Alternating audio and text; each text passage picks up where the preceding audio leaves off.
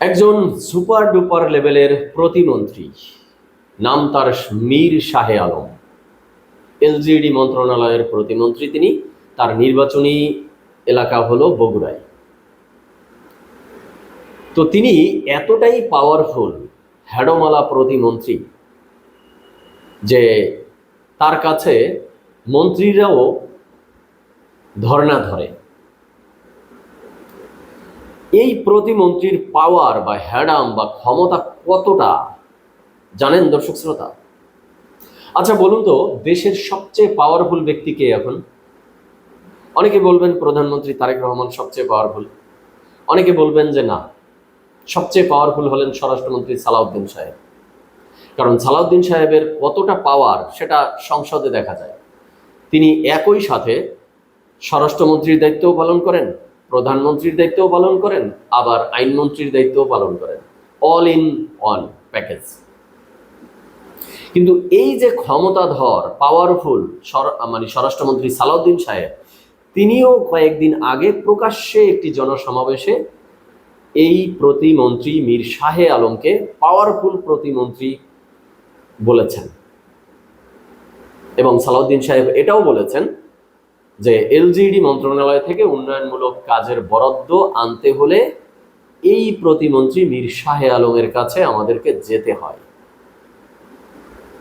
কতটা পাওয়ারফুল এবার ভাবেন তো দর্শক শ্রোতা। আজকে এই প্রতিমন্ত্রী সম্পর্কে কিছু কথা বলতে চাই। চলুন ডিরেক্ট হিট দ্য পয়েন্টে। শুরুতে আসি ঘটনা প্রসঙ্গে। হঠাৎ করে এই মীর শাহে আলমের এত পাওয়ার, এত ক্ষমতা, এত হ্যাডাম কোথা থেকে এলো? এর আগে কি এর নাম কেউ শুনেছেন? খুব বেশি শুনেছেন? এই যে আওয়ামী লীগের 16-17 বছর বিএনপি যে দমন পীড়নের মধ্যে ছিল, তখন কি এই মীর শাহে আলমের নাম খুব বেশি শুনেছেন আপনারা? আমি শুনিনি। বা এই যে শেখ হাসিনার সরকারের বিরুদ্ধে আন্দোলন, 24-এর আন্দোলন, অভ্যুত্থান যাই বলেন, তখনও কি মীর শাহে আলমের নাম খুব বেশি শুনেছেন আপনারা? কিন্তু এখন দেখা যাচ্ছে মীর শাহে আলমের পাওয়ারের খেলা, হ্যাডামের খেলা। কোথা থেকে তার পাওয়ার এলো বা কি পাওয়ারটা সে দেখালো? আমরা জানি যে কয়েকটা উপজেলা বৃদ্ধি পেয়েছে দেশে। তো উপজেলা বৃদ্ধি পেলে ইউনিয়নের সংখ্যাও বৃদ্ধি পাওয়ার কথা। তো এই মীর শাহে আলমের যে বগুড়া জেলা, সেখানে উপজেলা বৃদ্ধি পেয়েছে। সেই উপজেলায় 4টি ইউনিয়ন বৃদ্ধি পেয়েছে। সেই 4টি ইউনিয়নের নামকরণের ক্ষেত্রেই বাজিমাত দেখিয়ে দিয়েছে এই প্রতিমন্ত্রী মীর শাহে আলম। তিনি এই ইউনিয়নের নামকরণ করার ক্ষেত্রে একটা ফ্যামিলি প্যাকেজ খুলে বসেছেন। একটা ইউনিয়নের নাম দিয়েছেন সীমান্ত ইউনিয়ন, আর এক ইউনিয়নের নাম দিয়েছেন দিগন্ত ইউনিয়ন। এই সীমান্ত এবং দিগন্ত হলো তার 2 ছেলে। আর এক ইউনিয়নের নাম দিয়েছেন স্বর্ণগ্রাম ইউনিয়ন। এই স্বর্ণগ্রাম ইউনিয়ন নাম দিয়েছেন এই মীর শাহে আলমের ভাইয়ের মেয়ে, ভাতিজি স্বর্ণা আক্তারের নাম অনুযায়ী। আরেকটা ইউনিয়নের নাম দিয়েছেন মীরবাড়ি ইউনিয়ন, মানে তার নিজের বাড়ির নামে। এবার বুঝুন কোন ধরনের পাওয়ারফুল এবং হ্যাডমালা প্রতিমন্ত্রী তিনি। আরেকটা বিষয়, এই যে স্বরাষ্ট্রমন্ত্রী সালাউদ্দিন সাহেব প্রকাশ্যে সমাবেশে বললেন যে তিনি খুবই পাওয়ারফুল প্রতিমন্ত্রী, তার কাছ থেকে উন্নয়নমূলক কাজ আমাদেরকে আনতে হয়। কেন তার কাছ থেকে মন্ত্রীদের গিয়ে উন্নয়নমূলক কাজ আনতে হবে কেন? ইনি কি একটা সিন্ডিকেট খুলে বসেছে নাকি যে এনার কাছে গিয়ে গিয়ে আনতে হবে? এলজিইডি মন্ত্রণালয়ের কাজ কি? প্রতিটি জেলা উপজেলায় প্রয়োজন অনুযায়ী উন্নয়নের বরাদ্দ দেয়া। কিন্তু সেক্ষেত্রে মন্ত্রীদের এই প্রতিমন্ত্রীর শরণাপন্ন হয়ে উন্নয়নমূলক বাজেট আনতে হবে। তাহলে যে সকল জেলা উপজেলায় বা নির্বাচনী আসনে মন্ত্রী, প্রতিমন্ত্রী, উপমন্ত্রী নেই, মানে তারা উন্নয়ন বাজেটের ক্ষেত্রে বৈষম্যের শিকার হবে, তারা ঠিকঠাক মতো বাজেট পাবে না, এটাই তো মনে হয়।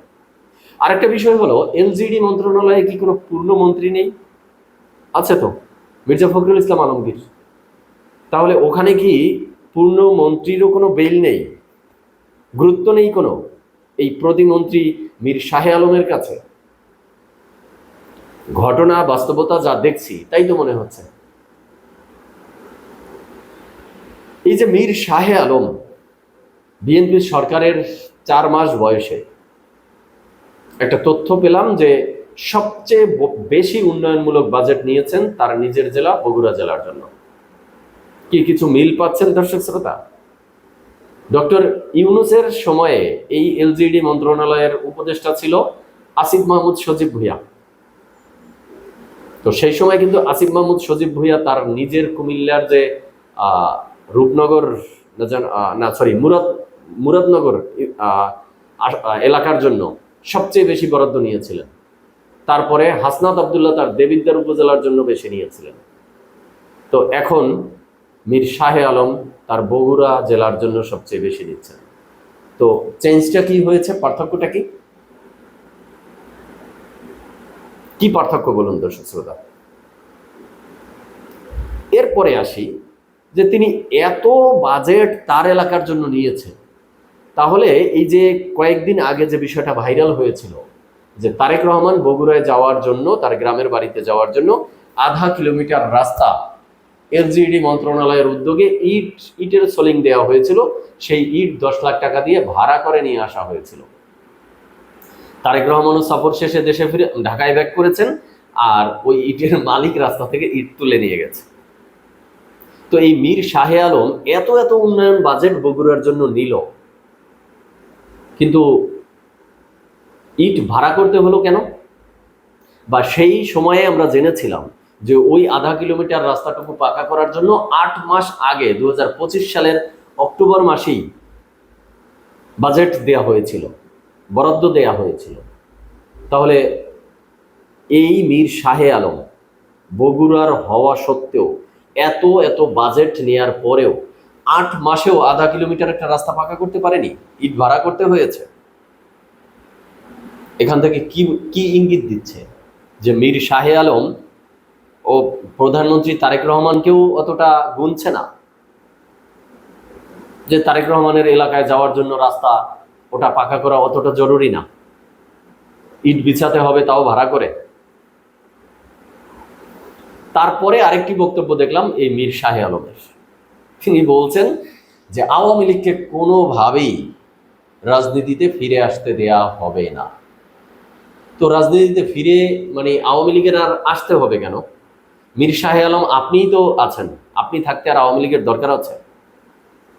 আওয়ামী লীগের আমলেও তো এই যে নামকরণের খেলা আমরা দেখেছিলাম মুজিব পরিবারকে কেন্দ্র করে, বঙ্গবন্ধু শেখ মুজিবুর রহমান তো আছেই নামকরণের ক্ষেত্রে, তারপরে শেখ হাসিনার নিজের নামে, তার ভাইয়ের নামে, ভাইয়ের বউয়ের নামে, মানে নামকরণের হিড়িক পড়ে গেছিল সর্বত্র। তো এখন তো আপনি নিজেই সেই খেল দেখিয়ে দিয়েছেন, বরং কয়েক ধাপ বেশি দেখিয়ে দিয়েছেন। তখন তো তাও মুজিব পরিবারের নামে ছিল, আর আপনি তো মীর শাহে আলমের মীরের বাড়ির নামেই চমক দেখিয়ে দিচ্ছেন। তো আওয়ামী লীগের কি দরকার আছে আর দেশে ফিরে আসা, রাজনীতিতে ফিরে আসা? তো মীর শাহে আলম আপনি আওয়ামী লীগকে রাজনীতিতে ফিরে আসতে দিবেন না। তো আওয়ামী লীগের নামকরণ যে করেছিল আওয়ামী লীগ আমলে, তার এখন বাস্তবতাটা কি?